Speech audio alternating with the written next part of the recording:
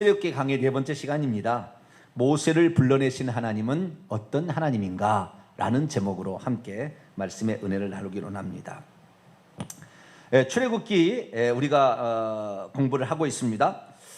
출애굽기는 이스라엘 민족이 애굽 땅에 있다가 탈출하게 된 원인, 그 다음에 그 탈출하게 된 처음의 모습을 기록하고 있고, 거기에 이제 가장 큰 그 분수령이라고 할까요? 그 꼭대기는 시내산입니다. 시내산까지 가는 거죠. 출애굽기 19장의 시내산이에요. 그래서 20장에 그 시내산에서 하나님께서 십계명을 가르쳐 줍니다. 그리고 40장으로 끝나게 되는, 그러니까 분수령은 19장이죠. 그래서 시내산에 올라가서 율법을 받게 되는데, 그런데 율법만 받은 것이 아니라 율법 외에 우리가 죄를 지었을 때 어떻게 용서받을 것인가의 법을 엄청 많이 기록해 놨어요. 그것이 출애굽기 25장부터 40장까지 많은 분량을 할애해서 이 사람이 죄를 지으면 어떻게 용서를 받는지 성막법을 기록해 놨다. 어떤 장소를 만들어서 어떤 절차로 누가 그 죄를 용서할 수 있는가, 이런 걸 지으라, 이런 법이 나오는 거예요. 그래서 우리가 율법 얘기하면 십계명만을 생각하는데 그게 아니라 율법 안에는 십계명, 도덕법인 십계명도 있고 정결법인 것도 있고, 여기서 이제 더 뒤에 나가 보면은 하나님께서 가르쳐 주는 방법이 있어요. 정결법도 있어요. 그 다음에 절기법도 있어요. 뭐 여러 가지 법이 있어요. 그 다음에 민법, 형법, 이런 법도 있고요. 그리고 음식법도 있습니다. 그리고 성막법, 제사법도 있습니다. 여러 가지 많은 법들이 있어요. 그런데 우리가 살펴보는 지금 부분은 하나님께서 이스라엘 백성들을 애굽에서 탈출시키는 그런 장면에 지금 와 있습니다. 그래서 출애굽기 3장, 오늘 우리가 읽을 본문은 하나님께서 미디안 광야에서 양을 치고 있는 모세를 찾아가 그를 불러내는 장면. 그때 이 모세가 내가 누구가 한데 그렇게 할 수가 있겠습니까? 라면서 자기의 작고 약함을 말했을 때, 너는 내가 너와 함께 할 거니까 너는 그 걱정하지 마라. 내가 너를 인도할 거야. 내가 너와 함께 할 거야. 라고 말씀하심으로, 그렇게 할 때, 그러면 이 이스라엘 백성에게 이 나를 보낸 사람이 누구라고 말할까요? 그랬을 때 하나님께서 자기를 소개합니다. 나는 여호와인데, 여호와라는 것은 이런 뜻이다 라는 것을 하나님이 최초로 가르쳐 줍니다. 그래서 그동안에 하나님 이름은 여호와, 여호와 또는 뭐 야훼 이렇게 불러왔잖아요. 그런데 그 뜻이 뭐냐? 이름이 있으면 어떤 뜻이 있잖아요. 그래서 그 뜻이 뭐냐는 것을 오늘 가르쳐 주심으로 하나님이 어떤 존재인지를 말해줍니다. 그래서 우리는 오늘 크게 두 가지 부분을 보게 될 거예요. 모세의 소명 장면과 그 다음에 하나님이 당신을 소개하는 장면, 이 두 가지 장면을 나누어서 이렇게 살펴보도록 하겠습니다. 1절부터 12절까지 말씀은 모세의 소명에 관한 장면이고, 13절부터 22절까지 말씀은 하나님이 당신을 누구라고 소개해 주는 그런 장면입니다. 그렇게 크게 두 번 나누면 되겠습니다. 그래서 이제 전 부분 3장 1절부터 12절까지 모세의 소명에 관한 하나님께서 어떤 사람을 들어 쓰시는가, 그 부분에 관하여 집중적으로 말하고 있어요. 그래서 어떤 사람을 하나님께서 쓰시는가, 이 부분을 다시 한번 우리가 확인을 해보면서 나가도록 하겠습니다. 자, 3장 1절입니다. 같이 읽겠습니다. 시작. 모세가 그의 장인 미디안 제사장 이드로의 양떼를 치더니 그 떼를 광야 서쪽으로 인도하여 하나님의 산 호렙에 이르매, 여기서 수정을 해야 됩니다. 서쪽이라는 말을 바꾸시고 뒤쪽이라고 바꾸세요. 뒤쪽입니다. 서쪽이 아니고요, 뒤쪽으로 이동을 하게 됩니다. 이것이 왜 서쪽이냐? 시내산을, 지금의 시나이 반도에 제벨 무사라는 그 산을 가짜인데 잘못 알고 있는데, 그 산을 기준으로 해가지고 애굽 쪽으로 보내려고 하니까, 거기도 애굽 땅인데 애굽 쪽으로 보내려니까 광야 서쪽이라고 표현을 했어요. 아시겠죠? 근데 지금은 이 시나이 반도의 이것이 아니라, 시나이 반도의 왼쪽도 홍해고 오른쪽도 홍해인데, 오른쪽 홍해 아카바만이라고 그래요. 아카바만. 이 아카바만을 건너서 미디안 땅입니다. 그런데 여기 미디안의 제사장이 나오잖아요. 그래서 이 미디안 땅에 거기에 홍해를 건너가면 거기에 시내산이 있고 호렙산이 있어요. 시내산과 호렙산은 같다고도 표현할 수 있지만 봉우리가 달라요. 가서 보면 뭐가 달라요? 봉우리 큰 높은 산입니다. 엄청 높은 산인데 봉우리가 하나는 시내산, 하나는 호렙산이에요. 아시겠죠? 같은 산인데. 예. 그래서 호렙산, 시내산, 어쨌든 호렙산이 나오고 시내산 나오는데 똑같이 봐도 뭐 틀린 건 없습니다. 그러나 어쨌든 이 호렙산, 시내산이 미디안 땅에 있다 그 말이에요. 아시겠죠? 그 미디안 땅에 있는데 이 미디안 땅에 밑에 쪽에가 이드로의 집이 있어요. 이드로의 양무리를 시내산 쪽으로 치고 넘어갔는데 이 호렙산 뭡니까? 아니야. 이 호렙산이 아니라 이 광야의 서쪽으로가 아니라 뒤쪽으로, 그러니까 이 이드로가 있는 집터에서 시내산, 호렙산은 위쪽입니다. 아시겠죠? 그 위쪽인데 그 뒤편으로 인도했다. 아시겠죠? 그 광야 뒤편으로 인도를 했다 그 말이에요. 그러니까 성경대로 풀었어야 되는데 과거에 지명을 잘못 알고 있는 바람에 서편이라고 이렇게 해석을 해서 풀어버리기 때문에 이것이 잘못됐다 우선 교정을 하고요. 자, 여기에서 우리가 알 수 있는 것은 첫째, 이들의 양무리를 쳤는데 몇 년 동안 쳤다고 그랬죠? 40년 동안. 그걸 어떻게 알 수 있느냐? 사도행전 7장의 스데반 설교 가운데 나온다 이 말이에요. 애굽 궁중생활 40년, 그리고 광야에서 이들의 양무리를 치는 것이 40년. 애굽의 궁중생활의 40년은 실력을 기르기 위해서 하나님이 안배하신 것이고, 광야, 미디안 광야 40년은 그의 인격을 다듬기 위하여 하나님이 준비한 것이에요. 그래서 하나님께 사람이 쓰임 받으려면 실력도 있어야 되고 인격도 있어야 돼요.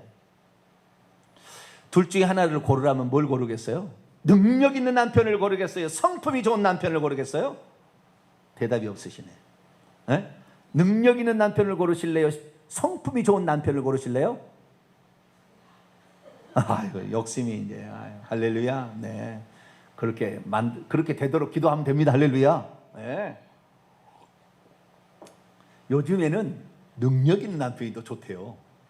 요즘 아이들은 능력 있는 남편이 좋다는데, 물론 능력 있는 남편이 있으면 좋겠지만 능력 있는 남편 얻어봤자 속이 허해서 외로워한대요.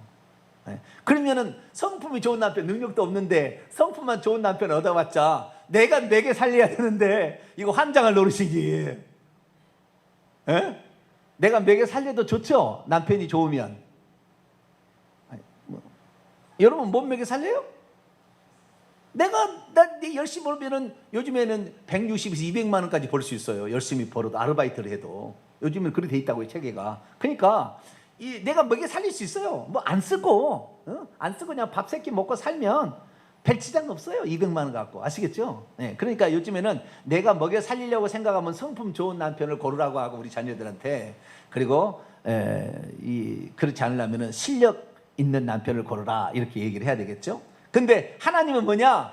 둘 다가 필요하다는 거예요. 둘 다가 하나님께 쓰임 받을 사람은 둘 다가 있어야 돼. 무엇이 하나가 부족하면 안 되는 거예요. 네? 사실 이 설교는 누구한테 해야 돼요? 목회자 될 신학생 후보들한테 얘기해야 될 소리잖아요. 그죠? 너희들 실력도 기르라, 인품도 다듬어라 이렇게 얘기해야 되잖아요. 근데 어쨌든 모든 사람이 무슨 목회자만 되는 게 아니라 모든 사람은 이 두 가지가 다 있어야 되는 거예요. 그래야 어디에서나 존중받게 되는 거죠. 그래서 그러면 왜 실력을 기르는데 애굽의 궁궐에 들어가서, 애굽 왕궁에서 들어가서 하겠느냐? 장차 바로하고 맞서야 될 거니까. 그 바로하고 맞서는데 뭐 말을 못 해가지고 이러면 되겠어요? 하나님을 대신하는, 살아계신 하나님을 대신하는 사람이 가서 바로왕이 맞서는데 당당하게 맞설 수 있으려 하려면은 애굽의 모든 학문을 다 익혀버려야지요. 그래야만 당당히 말할 수 있잖아요. 그래서 실력을 기르겠어요. 그런데 문제는 이 40년 동안 그것을 다 익혔지만 혈기를 이기지 못하는 성품상의 문제가 있었다는 거예요. 그래서 하나님께서는 그 혈기가 드러나게 하셨고 그 일로 말미암아 살인하게 하셔서 도망자가 되게 하심으로 미디안에 쫓겨가서 거기에서 40년을 살면서 40년 살면서 양떼를 치는데 야곱은 레아를 위하여 7년, 라헬을 위하여 7년, 14년을 봉사하더니 삼촌한테, 삼촌 나 품삯 안 줘요? 14년을 봉사를 하더니 품삯 달라고. 그래서 6년 동안 품삯을 얻어서 두 때를 이루어서 나오잖아요. 근데 모세는 40년 동안 이 광야에 있으면서 장인어른, 나도 지금 나가서 살도록, 지금이라고 그런가 모르지, 그 사투리인 것 같은데, 따로 나가서 살 수 있도록, 나한테도 좀, 당신의 양떼만 치는 것이 아니라 나이가 지금 80세잖아요. 나도 이제 가족을 이룰 수 있도록 좀 달라고 이렇게 해야 되지 않겠어요? 그런데 모세가 오늘도 40년이 되도록, 지금 40년째 되는 해예요. 40년이 되도록 이드로의 양머리를 치고 있다. 이건 뭐예요? 이 사람은 장차 어떤 계획이 있다 그 말이에요? 계획이 없다 그 말이에요? 없다 그 말이에요. 없다 그 말이에요. 나는 그냥 여기서 죽는다 이렇게 생각하고 살았다는 거예요. 그 정도로 자신의 미래에 관하여 특별한 계획이 없었어요. 그 정도로 그냥 삶이 돼버린 거죠. 하나님께서는 그때까지 낮춘 겁니다. 왜? 조금만이라도 혈기가 살아있으면 혈기로 이스라엘 백성을 인도할 것이고, 장차 모세는 뭐예요? 두 가지 최소는 해야 되잖아요. 이스라엘 민족을 40년 동안 이끌어서 적과 우리 가나안 땅에 인도해야 되고, 하나님으로부터 율법을 받아서 증거를 해줘야 되잖아요. 그렇죠? 최소한 두 가지는 해야 되잖아요. 그런데 이 두 가지를 해야 될 사람이 자신의 실력을 가지고 애굽의 학문을 가지고 하나님 위에 높여버리면 안 될 것이고, 뿐만 아니라 혈기를 통해서 백성들 앞에 잘못 얘기하면 하나님을 거룩한 하나님으로 표현하지 못하는 문제가 있었기 때문에 하나님께서는 그가 아무것도 아닌 존재, 제로, 나는 아무것도 할 수 없습니다 라는 그런 제로의 상태에 내려갈 때까지 하나님은 그를 광야에서 양을 치는 존재로 만들었더라. 그런데 여러분, 이 이드로의 양머리를 치는데 왜 이드로의 양머리를 광야에서 치게 했을까요? 그것도 하나님의 안배예요. 자, 애굽에 들어가는 것은 장차 애굽에 있는 이스라엘 백성을 이끌어내기 위해서 애굽에서 학문을 익히게 했고, 광야 40년은 앞으로 광야 40년을 이스라엘 민족을 광야에서 인도해야 되는데, 광야의 환경 지역을 전혀 몰라. 그런데 너 광야를 이끌어라 그러면은 날마다 불안해서 살겠어요? 내 처자식도 못 먹이고 다 죽일 것 같은데 걱정이 돼 살겠냐고. 광야의 모든 걸 알아야 되는 거예요. 그래서 이스라엘 민족을 이끌어와서 이 산에서 섬기리라. 12절에 이 산에서, 이 호렙산에서 하나님을 섬기게 된다. 여기까지 데려와서 이스라엘 민족 이 주변에서 있게 하겠다 그런 거 아니에요. 그러니까 그 주변의 모든 환경을 알고 있어야만이 이스라엘 민족 40몇 명을 이끌어도 날마다 불안에 떨지 아니하고, 모세요 물이 없어요, 모세요 먹을 것이 없어요. 그래도 걱정 마, 할렐루야, 그렇게 얘기하지 않겠어요? 여러분, 그래서요, 우리가 어떠한 환경에 처해지는 것은 하나님께서 그 환경을 통하여 나를 그 환경에 속한 다른 사람을 인도하기 위함임을 아셔야 돼요. 제가 저희 집안은 약간의 학구파입니다. 저희 집안이 형님도 그렇고 누님도 그렇고 머리가 좋은 사람도 있어요. 저는 평범한 사람이거든요. 저는 평범한 사람이에요. 그런데 어쨌든 저희 집안은 상당히 학구적입니다. 그래서 공부를 하기를 좋아해요. 공부하기 좋아해요. 다 늙음하게 대학교까지 다 나왔어요. 형님들도 보면 다 나오는 거예요. 공부를 좋아하는 거예요. 제가 만약에 공부를 좋아하지 아니하고 사람을 좋아하는 사람이었다 그러면 늘 전화하겠죠. 집사님 어려우시죠? 기도해드리겠습니다. 하나님 우리 집사님 마음 아픕니다. 하나님. 이런 식으로 목회했겠죠. 그런 식으로 100번 1000번 목회해도요, 그 사람 믿음이 성장 안 해요. 그 사람의 위로가 되고 이런 측면은 강화가 되겠지만 그 믿음을 성장하게 시키는 어려운 거예요. 여러분, 저희 교회가 소망이 있습니다. 할렐루야. 저희 교회는 전 세계 교인 다 데려와도 가르칠 수가 있어요. 어떤 사람을 데리고 와도 박사, 아니 10개, 1000개를 얻은 사람을 가져와도 우리 교회에서는 배워야 돼요.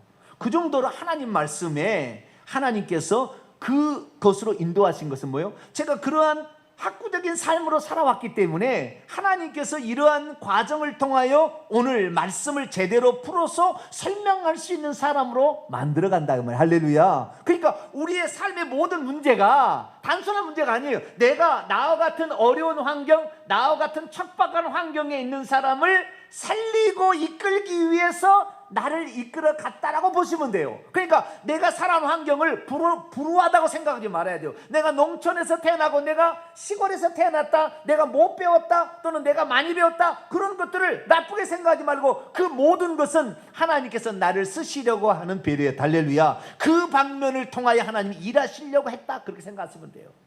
모세는 바로 그런 사람이었어요. 그래서 하나님 앞에 이제 실력도 40년을 가지고 있었고 다시 40년의 인격을 연마하는 그런 사람이 됐기 때문에 나중에 그가 불러냈을 때 그가 뭐라고 했는지 이제 그를 먼저 보도록 하겠습니다.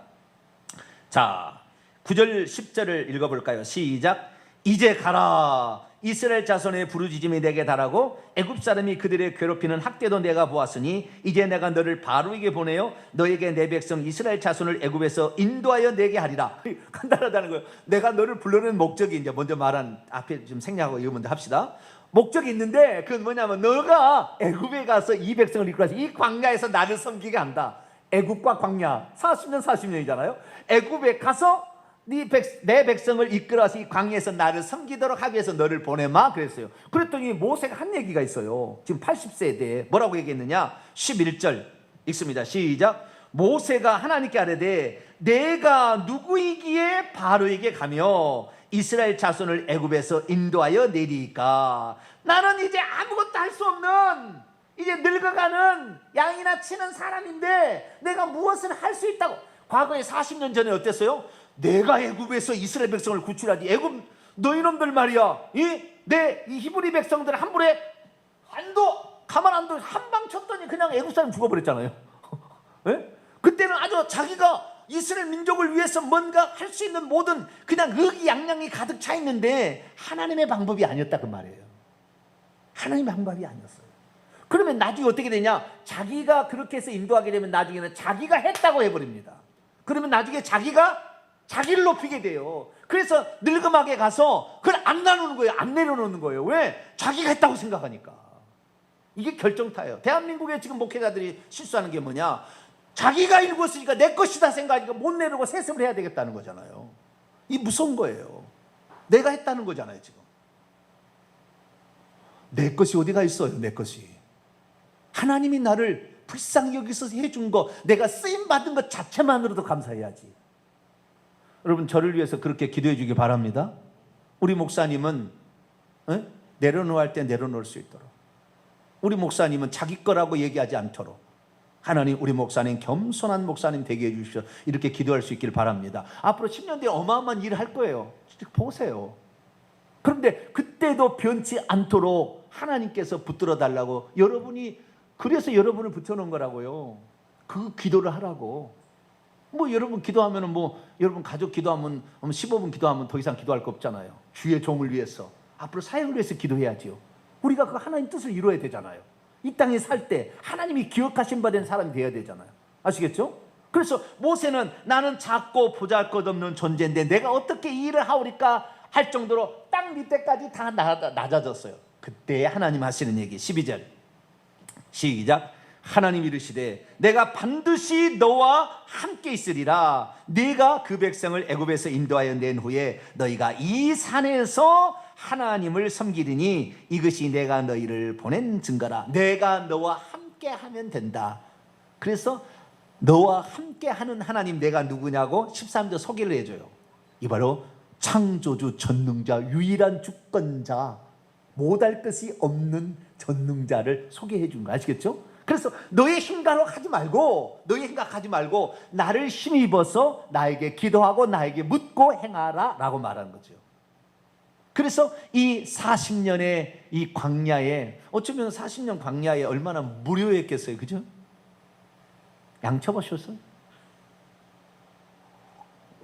하루 이틀도 아니고 40년을. 아들 딱 둘 낳고 끝날 것 같아요. 게르솜 첫째, 타국에서 계기를 했다. 또 하나 아들 더 낳았어요. 둘 딱 낳고 끝냈어요. 40년을. 그러면 이 모세가 40세 와서 41살에 결혼해서 42살에 낳은 거 아니에요? 80살이 되었으면 38세잖아요. 큰아들이 지금 나이가. 응? 생각해 보시라고. 큰아들이 38세면은 뛰어다니고 난리 나잖아요. 양떼 쳐도. 근데 80살 노구가 되어가지고 뭘 할 수 있겠느냐? 딱 했을 때 하나님이 그때 쓰시더라. 그래서 야, 그렇구나. 하나님을 의지하고 가려고 하는 사람이 믿음 있는 사람이지 자기의 실력 갖고 하는 것은 위험하구나. 왜? 내가 했다고 할 거니까 나중에. 여러분은 여러분이 했어도 다만 무익한 종입니다. 종의 할 일을 한 것뿐입니다. 할렐루야. 그러한 겸손한 자가 되길 바랍니다. 자, 이제 그 하나님이 호렙산의 3장 1절입니다. 호렙산에 있을 때 나타나십니다. 어떻게 나타나냐? 2절입니다. 여호와의 천사 사자가 떨기나무 가운데로부터 나오는 불꽃 속에서 그에게 나타나셨어요. 그가 보니 떨기나무에 불이 붙었으나 그 떨기나무가 타지 아니했습니다. 이에 모세가 말합니다. 내가 돌이켜 가서 이 큰 광경을 한번 봐야 되겠다. 떨기나무가 어찌하여 타지 아니하는가 하고 그때 가봤더니 여호와께서 그가 보려고 돌이켜 오는 것을 보시고 하나님이 떨기나무 가운데서 그를 불러 이르되 모세야 모세야라고 하시매 그가 이르되 내가 여기 있나이다. 여기 보세요. 여기에 우리가 중요하게 알아야 될 사실은 그 떨기나무 불꽃 가운데서 누가 나타났다고 이야기하고 있어요? 여호와의 천사가 나타났다고 했죠. 그런데 나중에는 하나님이 여호와께서 모세하고 말씀하시잖아요. 그러면 그 나타나신 분은 여호와의 천사입니까? 하나님입니까?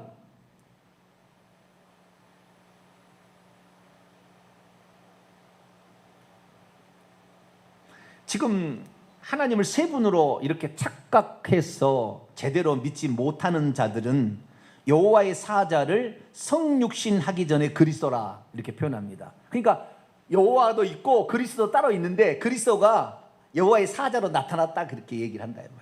얼마나 어리석은 해석입니까? 천국 가서 세 분을 만날 리가 없거든요. 천국에 가면 보좌가 세 개가 아니고 한 개뿐인데 천국 가서 여호와도 보고 그리스도를 보려고 하면 볼 수 있어요? 없어요? 불가능한 거예요. 불가능한 거예요. 요한계시를 읽어보셔야 되는 거예요. 불가능한 거예요. 그러니까 뭡니까? 하나님께서는 하나님의 보좌에 계셔요. 이 땅에 육신이 있고 예수님 오실 때까지는 항상 하나님 어디에 계신다? 보좌에 계신다.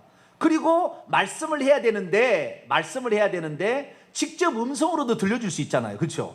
직접 음성으로 하나님 얼마든지 가능합니다. 그런데 모세를 부르는 장면에는 하나님께서 특별히 당신의 천사를 보냅니다. 천사를 보내서 천사의 입을 통하여 말씀하는 거죠. 천사의 입을 통하여 하나님이 말씀하고 있어요. 그러면 그것은 하나님의 말씀입니까? 천사의 말씀입니까? 하나님의 말씀이죠. 아시겠죠? 그렇게 이해하시면 됩니다. 그렇게 해서 하나님께서 이제 모세를 불러내십니다. 소명하게 됩니다. 그때 5절 하나님의 첫 번째 말씀입니다. 읽습니다. 시작. 하나님이 이르시되 이리로 가까이 오지 말라. 내가 선 곳은 거룩한 땅이니 내 발에서 신을 벗으라. 왜 신을 벗으라고 그랬을까요? 샌달입니다. 샌달. 왜 신을 벗으라고 그럴까요? 첫째는 이리 가까이 오지 말라. 가까이 그 광경을 보리라고 가고 있으니까 가까이 오지 말라고 그랬어요. 그리고는 네 신발을 벗으라고 그랬어요. 우린 여기서 알 수 있는 것은 가운데 왜냐하면 내가 선 곳은 거룩한 땅이기 때문이다. 여러분 이 땅이 처음부터 거룩했습니까?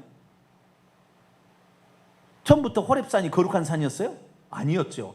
하나님이 나타나시는 그 장소가 거룩한 장소가 되는 거죠. 아시겠죠? 그러니까 하나님이 나타나셨는데 하나님은 우리가 눈으로 볼 수 있어요? 없어요? 볼 수 없고 보면은 죽을 수가 있어요. 근데 하나님께서 불꽃 가운데서 천사의 모습으로 나타났기 때문에 볼 수는 있으나 그 형태가 중요한 게 아니고 하나님께서 지금 너에게 말씀한 그 말씀이 중요한 건데 어떤 형태를 봐서 만들면 나중에 하나님을 형태로 또 이해할 거거든요. 형태가 아니다. 하나님은 모양이 있는 게 아니야 나는 라고 말씀하시기 위하여 오지 말라. 그리고 내가 있는 곳은 거룩하. 하나님이 거룩한 하나님이니까 하나님이 있는 곳은 거룩해진 거예요. 아시겠죠? 나중에 그 다음에 보게 되면 하나님께서 이스라엘 민족을 젖과 꿀이는 가나안 땅으로 인도하려고 너를 불러냈다 그러거든요. 그럼 젖과 꿀이 있는 가나안 땅이 젖과 꿀이 흐른다, 이 표현은 진짜 그 땅이 젖과 꿀이 가득 흐릅니까? 그만큼 광야보다는 풍요롭다 그런 말이겠죠. 예? 광야보다는 풍요롭다 그런. 우리나라에 비교하면은 이스라엘 땅은 척박한 땅입니다. 우리나라는 어디에나, 우리나라는 풀 안 자라는 곳이 없잖아요. 땅만 읽으면 나는 거예요. 우리나라는 물론 겨울이 있어서 있긴 있지만, 그러나 우리나라는 따뜻한 이런 봄, 여름 되면 얼마든지 재배할 수 있는 거거든요. 그런데 이 민수기 16장을 한번 열어봐요. 민수기 16장. 되게 희한한 얘기가 나와요. 그 고라 일당이 모세와 아론을 대적하는 장면이 나오거든요. 나중에 이제 고라 일당이. 그런데 그 중에서 르우벤 자손의 다단과 아비람이라는 사람도 같이 협력을 합니다. 고라는 레위지파예요. 레위지파는 제사장이 될 수 없어요. 오직 아론과 그의 후손만 제사장인데, 자기가 제사장 하고 싶다, 자기도 지도자 하고 싶다고 반려를 일으킨 겁니다. 그때 다단과 아비람, 르우벤 지파, 우리는 장자 아들이니까, 우린 장자 지파니까 우리도 지도자 되겠다라고 자기들이 했을 때, 그때 다단과 아비람이 한 얘기가 있어요. 자, 13절입니다. 12절 13절 민수기 16장 12절 13절 읽습니다. 시작. 모세가 엘리야비 아들 다단과 아비람을 부르러 사람을 보냈더니 그들이 이르되 우리가 올라가지 않겠노라. 내가 우리를 젖과 꿀이 흐르는 땅에서 이끌어내어 광야에서 죽이려 함이 어찌 작은 일이기에 오히려 스스로 우리의 왕이 되려 하느냐. 자, 다단과 아비람은 젖과 꿀이 하는 땅을 어디 땅이라고 지금 표현하고 있는 거예요? 애굽 땅. 출애굽하기 전에 출애굽 땅을 무슨 땅? 젖과 꿀이 흐르는 땅이고, 여기는 광야다, 척박한 땅이다, 그렇게 했다는 거예요. 예? 그러니까 젖과 꿀이 흐르는 땅이라는 것은 그만큼 먹기 살기에 풍요롭다 그 말이지, 젖과 꿀이 넘친다, 막 사고 넘친다 그런 게 아니라, 그 정도로 젖이라는 것은 소에서 나오는 젖이잖아요. 양에서 나오는 젖이고, 그래서 그만큼의 소와 양떼가 풍성하고, 또 꿀이 흐른다는 것은 그만큼 살기 좋고 행복하다 그런 의미잖아요. 그런데 그 모든 것이, 자, 젖과 꿀이 흐르는 땅이라고 다단과 아비람은 애굽을 표현했습니다. 그런데 하나님은 장차 젖과 꿀이 흐르는 땅을 어떻게 표현하느냐. 자, 보겠습니다. 3장 6절에서 8절까지 6절에서 8절까지 있습니다. 시작. 또 이르시되 나는 내 조상의 하나님이니 아브라함의 하나님, 이삭의 하나님, 야곱의 하나님이니라. 모세가 하나님 배우기를 두려 얼굴을 가리매 여호와께 이르시되 내가 애굽에 있는 내 백성의 고통을 분명히 보고 그들이 그들의 간역자로 말미암아 부르짖음을 듣고 그 근심을 알고 내가 내려가서 그들을 애굽인의 손에서 건져내고 그들을 그 땅에서 인도하여 아름답고 광대한, 아름답고 어마어마하게 큰 땅, 젖과 꿀이 흐르는 땅, 어디 땅입니까? 곧 가나안 족속, 헷 족속, 아모리 족속, 브리스 족속, 히위 족속, 여부수 족속의 지방에, 여기다 기르가스 족속도 신명기 7장 1절 보면 나와요. 그래서 총 가나안 7족속이 살고 있는 땅을 젖과 꿀이 흐르는 가나안 땅이라고 표현합니다. 자, 그러면 젖과 꿀이 흐르는 가나안 땅이라는 것은 풍요롭기만 하면 되는 것이 아니에요. 애굽 땅을 다단과 아비람은 젖과 꿀이 흐르는 가나안 땅이라는데, 애굽의 바로의 압제가 있는 땅이기 때문에 그 땅 그런 땅이 아니에요. 자유가 있어야 되는 거예요. 자유가 없잖아요. 여러분, 그래서 이 땅이 젖과 꿀이 흐르는 땅, 천국의 예표죠. 천국이 될 수 있다 없다? 없다. 왜? 마귀가 지배하고 있으니까. 마귀가 이 세상 임금이잖아요. 이 땅은 천국이 될 수 있어요 없어요? 없어요. 근데 이 땅을 천국 만들겠다고 하는 사람들이 많이 있어요. 이 땅을 그런 공산주의 사상으로, 무슨 환경운동으로. 안 돼요. 죽었다 깨어났다 절대 안 되게 돼 있어요. 이 땅은 마귀가 지배하는 세상이기 때문에 우리는 이 땅을 잘 보존을 해야 되겠죠. 그러나 우리가 가야 될 땅은 어디다? 젖과 꿀이는 가나안 땅으로 표현된 압제가 없는, 종노릇 하지 아니하는 천국, 자유로운 존재, 할렐루야, 그 땅이 천국이다라고 생각을 하시면 돼요. 그런데 하나님께서 지금 내가 선 곳은 거룩한 땅이니, 여기는 미디안 땅이에요. 그런데 미디안 땅이 왜 거룩해요? 하나님이 그곳에 함께 하니까. 자, 그러면 젖과 꿀이는 가나안 땅에 하나님이 이스라엘 백성이 주시려고 약속한 땅이니까 그 땅이 좋은 땅이 되는 거예요. 할렐루야. 하나님이 계시는 것이 좋은 것이지 의리하게 잘 지었다고 그게 좋은 게 아니라 이 말이에요. 하나님이 그 가운데, 그 목회자 가운데, 그 교회 가운데 계실 때에 이것이 진짜 천국이지, 의리하게 잘 쓰려고 어마어마하게 크다고 해서 그게 되는 게 아니라 이 말이에요. 의리하게 크다 할지라도 하나님이 제대로 안 계시면 그거 안 되는 거예요. 하나님이 계시는 곳이 항상 거룩하고 하나님이 계시는 곳이 풍요롭고, 할렐루야, 그 땅이 된다는 우리가 인지를 해야 돼요. 그래서 하나님이 있는데 그 하나님은 사람이 함부로 볼 수가 없다 이 말이에요. 자, 출애굽기 32장 32장에서 33장으로 넘어가야 됩니다. 33장. 왜 가까이 하지 말라 했느냐? 33장 20절 읽습니다. 시작. 또 이르시되 내가 내 얼굴을 보지 못하리니 나를 보고 살 자가 없으리라. 23절 그 밑에 시작. 손을 거두리니 내가 내 등을 볼 것이요 얼굴은 보지 못하리라. 우리가 지금 천국에 올라가도요, 하나님 보좌에 앉아 계시는데 보좌에 앉아 옷자락이, 하얀 옷자락이 이렇게 땅에까지 이렇게 펄럭이는 걸 봅니다. 그리고 발도 보이고 손도 보여요. 근데 하나님의 얼굴은 못 봅니다. 지금도 그래요. 천국에 가도 하나님 얼굴은 볼수록, 하나님은 형상이 없어요. 그 형상을 나타낸 것이 예수님이니까 우리는 나타낸 형상을 통하여 하나님이 어떤 것인지를 확인할 뿐입니다. 그런데 이 하나님이 거룩한 하나님, 그 하나님께 가까이 오면 너는 죽을 수 있으니까 오지 말라. 그러니까 너의 더럽혀진 발을, 더럽혀지는 신발도 벗어서 깨끗하게 하고 나를 맞이하라, 그렇게 한 거예요. 그래서 이제 거룩하라 이랬단 말이에요. 그리고 하나님께서 이제 너를 이런 땅으로 인도한다 그랬는데 7절 보니까 하나님께서 내 백성의 고통을 보고 있었고요, 그들의 감독자, 노예 감독관이잖아요. 그들로 말미암아 부르짖음도 듣고 있었고요, 그 모든 것을 다 알고 있었어요. 그래서 8절에 애굽의 손에서 건져내시겠다고 약속하셨습니다. 우리의 어려운 형편 처지를 다 주님이 보고 계시고 듣고 계십니다. 그러니까 우리가 그 사정을 하나님께 아뢰면 우리의 부르짖음을 들으시고 우리를 좋은 곳으로 인도해 줄 줄로 믿습니다. 그래서 이제 가게 된다 이렇게 말해서 가게 됩니다. 자, 그러면 이제 13절로 넘어옵니다. 그러자 모세가 하나님께 말합니다. 내가 함께 한다 그랬잖아요. 아뢰되 내가 이스라엘 자손에 가서 말하기를 너희의 조상의 하나님 나를 너희에게 보내셨다 말하면 그들이 내게 묻기를 그의 이름이 무엇이냐 라고 물을 텐데 내가 무엇이라고 그들의 대답하리까? 14절 읽습니다. 시작. 하나님이 모세에게 이르시되 나는 스스로 있는 자 아니라, 또 이르시되 너는 이스라엘 자손에게 이같이 이르기를 스스로 있는 자가 나를 너희에게 보내셨다 하라. 이름이 여호와라는 거 이스라엘 백성도 알고 있어요. 알고 있어요. 사실은 알고 있으나 그분이 여호와라는 이름이 뭔지 뜻이 뭔지를 몰라요.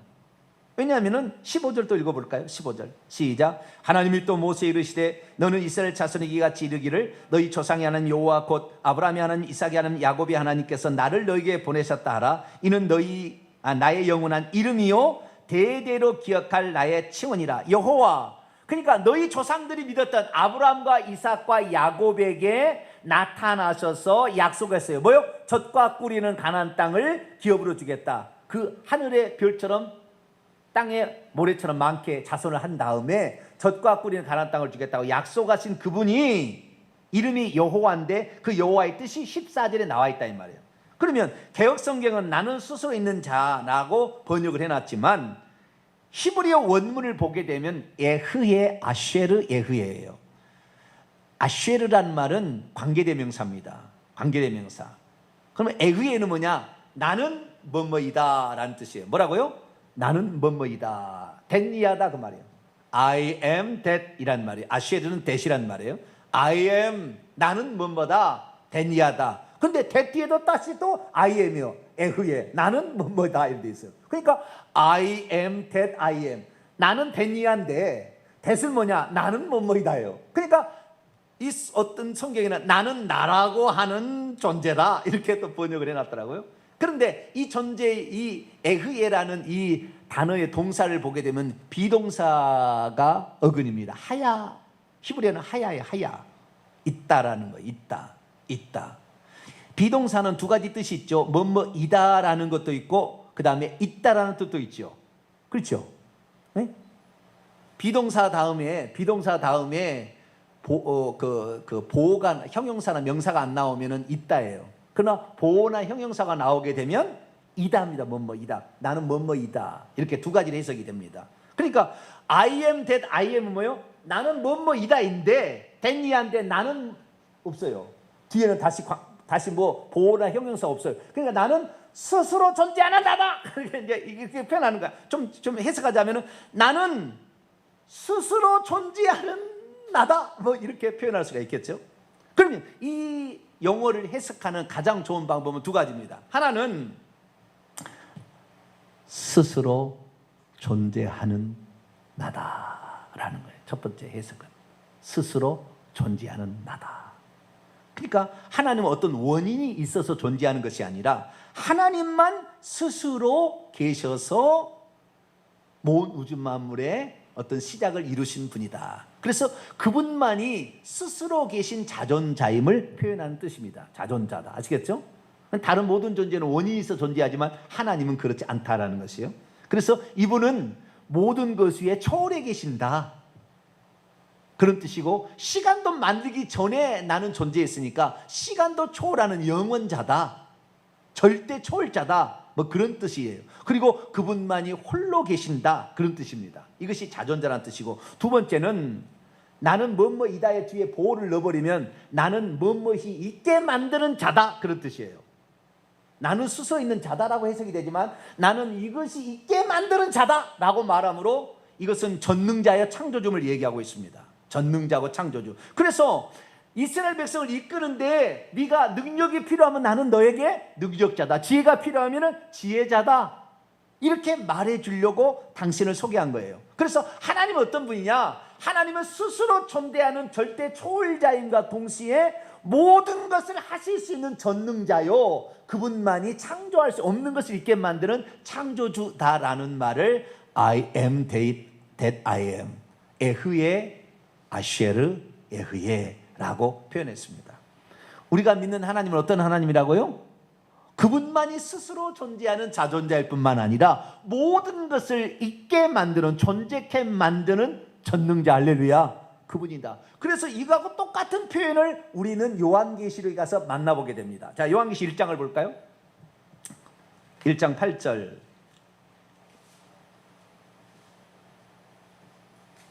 요한계시 1장 8절. 이게 하나님이 자기 선언이에요. 구약의 하나님 자기 선언이 나는 스스로 있는 자니라 라는 선언이지만 요한계시록을 보겠습니다. 1장 8절 시작. 주 하나님이 이르시되 나는 알파와 오메가라. 이제도 있고 전에도 있었고 장차 올 자요 전능한 자라 하시더라. 알파 오메가라는 것은 시작과 끝이요 처음과 마지막이니까 이분이 모든 것을 주관하시는 있게 만드시는 분이다 라는 것이고 전능자라고 얘기를 하죠. 저 뒤에 보면 전능한 자라면 전능자라는 말이에요. 전능자라. 그리고 소개하기를 이제도 지금도 있지만 과거에도 있고 앞으로도 올 자다. 과거와 현재와 미래를 함께 동시에 존재하는, 동시에 만들어갈 수 있는 분임을 소개하고 있어요.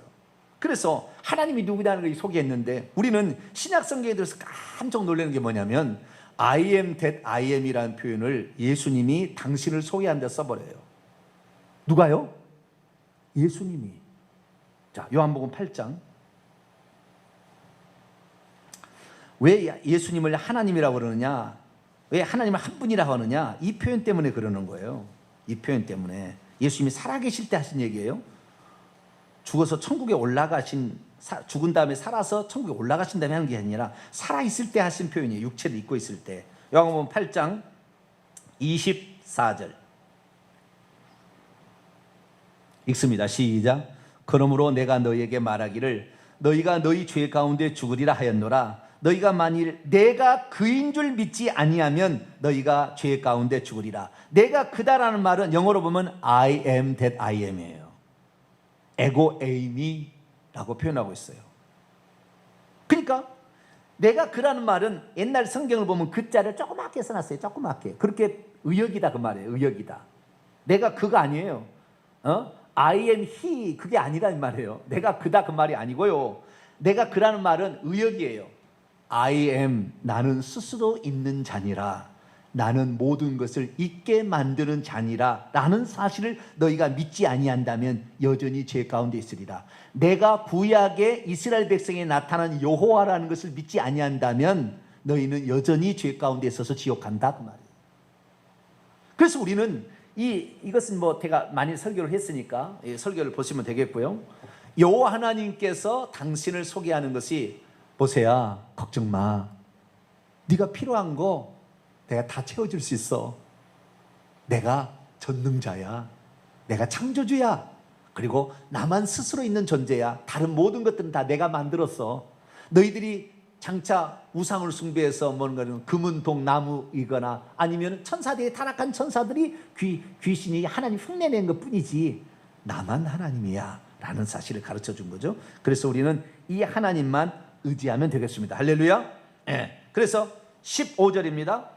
이 하나님을 소개하는데, 그러면 하나님을 소개할 때 이 여호와라는 이 말인데, 하나님을 소개할 때 왜 그러면은 아브라함과 이삭과 야곱의 하나님이라고 계속 소개할까요? 6절에도 나는 내 조상의 하나님 아브라함과 이삭과 야곱의 하나님, 15절에도 나는 내 조상의 하나님 아브라함과 이삭과 야곱의 하나님, 계속 그렇게 나와요. 하나님을 소개할 때. 왜 그렇게 소개하느냐? 우리는 아브라함과 이삭과 야곱의 하나님이란 뜻을 알아야 돼요.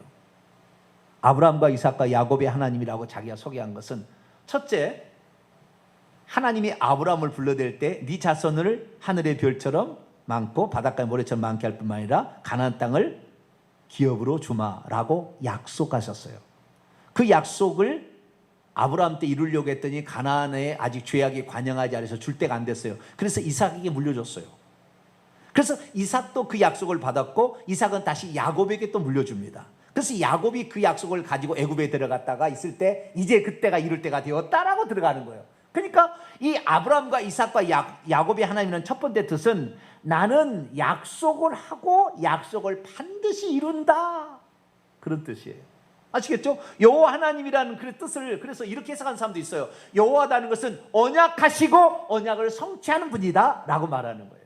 아시겠죠? 그러니까 아브라함과 이삭과 야곱의 하나님이라고 늘 하나님이 당신을 그렇게 소개하는 거예요. 소개하는 이유는 뭐냐? 나는 말씀하고 말씀한 것을 반드시 이룬다. 그러니까 우리가 하나님을 믿는다는 것은 그 말씀을 믿는 거예요. 그 말씀한 대로 또 이루어질 걸 믿는 거예요. 할렐루야. 천국을 예비하러 가노니 가서 처소를 예비하면 다시 내가 너희로 오마. 아멘. 천국이 있구나. 할렐루야. 우리 집이 천국에 준비되어 있구나. 그걸 믿어야 되는 거예요. 그래서 우리는 말씀, 하나님의 약속을 믿어야 된다는 거. 할렐루야. 두 번째, 아브라함과 이삭과 야곱의 하나님이라는 것은 이런 거예요. 경륜을 말하는 거예요. 경륜은 뭐냐?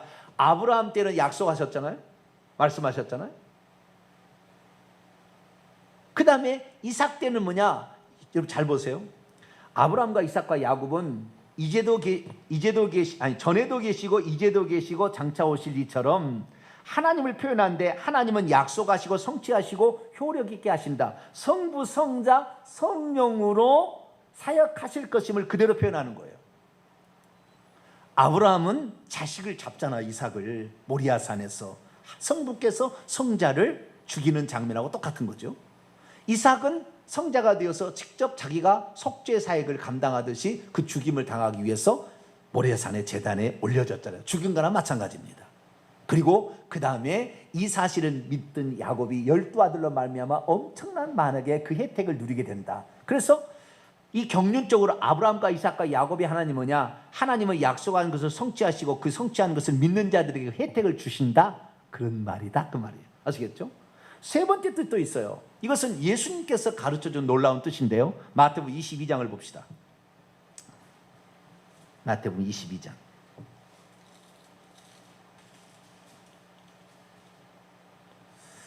부활에 관한 사두개인들의 질문에 예수님께서 하신 말씀 중에 나오는 겁니다. 부활 30절에서 32절까지 읽어봅시다. 22장 30절에 32절 시작. 부활 때에는 장가도 아니가고 시집도 아니가고 하늘에 있는 천사들과 같으니라. 죽은 자의 부활을 논할진대 하나님이 너희에게 말씀하신 바 나는 아브라함의 하나님이요 이삭의 하나님이요 야곱의 하나님으로 하신 것을 읽어보지 못하였느냐. 하나님은 죽은 자의 하나님이 아니요 살아있는 자의 하나님이니라. 그러니까 아브라함과 이삭과 야곱의 하나님이라는 것은 죽은 자의 하나님이 아니라 살아있는 자의 하나님이라 그 말이에요. 이 말이 무슨 말이냐? 이런 말이에요. 간단해요. 자, 아브라함은 죽었어요, 안 죽었어요? 죽었죠. 이삭은 죽었어요, 안 죽었어요? 죽었죠. 야곱은 죽었어요, 안 죽었어요? 죽었어요. 세상 사람들의 눈에 보기에는 죽어서 무덤이 있죠. 막벨라 굴에 묻혔으니까. 그런데 하나님께서 보시면 그의 영혼은 죽었어요, 안 죽었어요? 천국에 있죠. 살아있어요, 살아있어요. 우리가 겉으로 볼 때는 하나님을 믿고 가서 죽은 거 우리하고 똑같이 세상 사람들 눈에 볼 때 하나님을 믿는다고 하는데 지도 죽거든. 흙에 묻혔거든. 아, 쓸데없구나, 하나님 없구나 라고 생각하지만 하나님을 믿고 죽은 그들은 그의 영혼이 죽지 아니하고 천국에서 영혼이 살아있는 거예요. 그러니까 나를 믿는 자는 죽어도 다시 살겠고 그 말이에요. 네? 그래서 하나님은 살아있는 자의 하나님이라는 건 뭐예요? 너희들이 세상에서는 죽어서 없어지겠지만 너희 영혼은 천국에서 영원히 살아있기 때문에 나를 제대로 믿고 따르는 자는 천국에서 영원히 살아서 그 상급을 받는다, 그 말을 말해주고 있는 거예요. 그래서 하나님은 죽은 자의 하나님이 아니라 살아있는 자의 하나님이다. 이미 천국에 살아있잖아요. 살아있는 하나님이라고 표현한 거예요. 그래서 우리는 부활을 기대하며 오늘의 주님 앞에 헌신하는 것을 멈추지 말아야 돼요.